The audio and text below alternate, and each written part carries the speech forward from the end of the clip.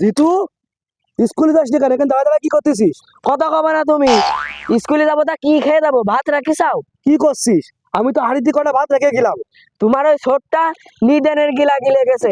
নাটক পাইছাও তুমি? রাগ করতেছিস কেন বাপ? ভাত তো খেয়েছে তো ছোট ভাই, ওই আমি 10টা টাকা দিবানে তুই রুটি কিনে খাস কেনে বাপ?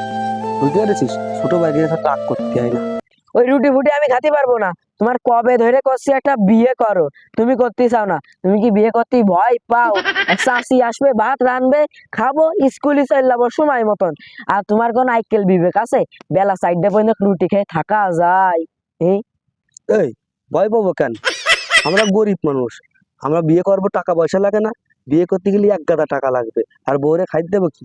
একদিন কাজ করলে 3 দিন বিছনায় পড়ে থাকি, শরীরের গতিও ভালো না। হ্যাঁ, বিয়ে করতে কষ্ট। তুই তো বিশাল জ্ঞানী ছেলে। চাচা, ওই সাব্বির চেনো?